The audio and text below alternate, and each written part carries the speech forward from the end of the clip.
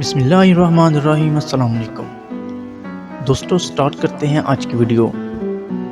دوستو، جب کبھی خون کے رشتے دل دکھائیں تو حضرت یوسف علیہ السلام کو یاد کر لینا، جن کے بھائیوں نے انہیں کنویں میں پھینک دیا تھا۔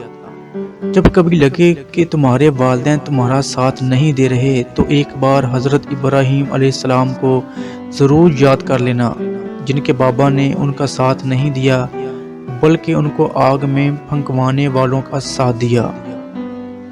جب کبھی لگے کہ تمہارا جسم بیماری کی وجہ سے درد میں مبتلا ہے تو ہائے کرنے سے پہلے صرف ایک بار حضرت ایوب علیہ السلام کو یاد کرنا، جو تم سے زیادہ بیمار تھے۔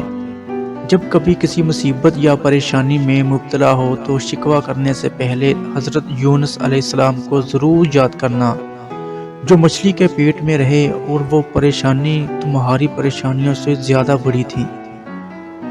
اگر کبھی چھوٹا الزام لگ جائے یا بہتان لگ جائے تو ایک بار اماں عائشہ رضی اللہ تعالی عنہا کو ضرور یاد کر لینا۔ اگر کبھی لگے کہ اکیلے رہ گئے ہو تو ایک بار اپنے بابا آدم علیہ السلام کو یاد کرنا، جن کو اللہ نے اکیلا پیدا کیا تھا اور پھر ان کو ساتھی عطا کیا، تو تم نا امید نہ ہونا، تمہارا بھی کوئی ساتھی ضرور بنے گا۔ اگر کبھی اللہ کے کسی حکم کی سمجھ نہ آ رہی ہو تو اس وقت نوح علیہ السلام کو یاد کرنا، جنہوں نے بغیر کوئی سوال کیے کشتی بنائی تھی، پھر اللہ کے حکم کو مانا تھا تو تم بھی ماننا۔ اور اگر کبھی تمہارے اپنے ہی رشتہ دار اور دوست تمہارا تمسخر اڑائیں تو نبیوں کے سردار محمد صلی اللہ علیہ وآلہ وسلم کو یاد کر لینا۔